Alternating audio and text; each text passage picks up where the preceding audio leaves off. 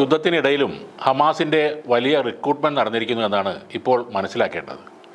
യുദ്ധം ആരംഭിച്ചതിന് ശേഷം ഹമാസിൻ്റെ സംഘം റിക്രൂട്ട് ചെയ്തത് 10,000 മുതൽ 15,000 വരെ ആളുകളെയാണ്. ഇതിൽ കൂടുതലും അവിവാഹിതരും യുദ്ധകാര്യങ്ങളിൽ ഒട്ടും പരിശീലനം ലഭിക്കാത്ത ആളുകളുമാണ്.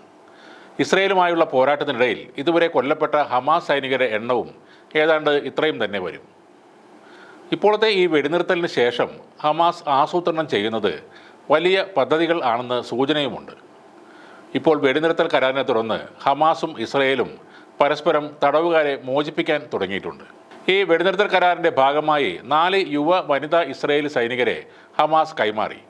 കരീന അരിയേവ്, ഡാനിയേല ഗിൽബോവ, നാമ ലെവി, ലിറി ആൽബഗ് എന്നിവരെയാണ് കൈമാറിയത്. 2023 ഒക്ടോബർ 7 പിടികൂടിയ ഇവരെ 477 ദിവസത്തിന് ശേഷമാണ് മോചിപ്പിച്ചത്. സൈനിക യൂണിഫോമുകളും തടവുകാർ നൽകിയ ബാഗുകളും ധരിച്ചാണ് 4 പേരും എത്തിയത്. വലിയ സ്വീകരണമാണ് ഈ 4 വനിതകൾക്കും ലഭിച്ചത്. അതേസമയം 200 പലസ്തീന് തടവുകാരെ മോചിപ്പിച്ചതായി ഇസ്രയേലും അറിയിച്ചു. കരാറിൻ്റെ ഭാഗമായാണ് ഈ തടവുകാരെ ഇസ്രയേൽ മോചിപ്പിച്ചത്. ഗാസയിലെ 15 മാസത്തെ യുദ്ധം അവസാനിപ്പിക്കാൻ ഉദ്ദേശിച്ചുള്ള വെടിനിർത്തൽ കരാർ പ്രകാരം തടവുകാരെ വിട്ടയക്കാൻ ഇനിയുള്ള ദിവസങ്ങളിലും തുടരുന്നതാണ്.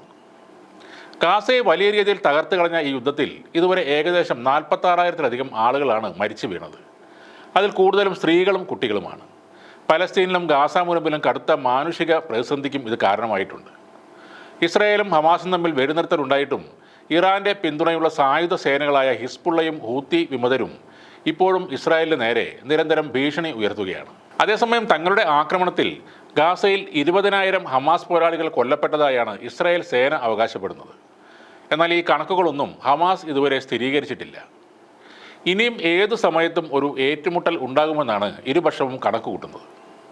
ഇപ്പോൾ ട്രംപ് കൂടുതൽ ആയുധങ്ങൾ ഇസ്രയേലിന് കൈമാറുന്നതും ഹമാസ് തങ്ങളുടെ സൈന്യത്തിൻ്റെ ആൾബലം കൂട്ടുന്നതും ആ ഒരു കാരണം കൊണ്ട് തന്നെയാണ്.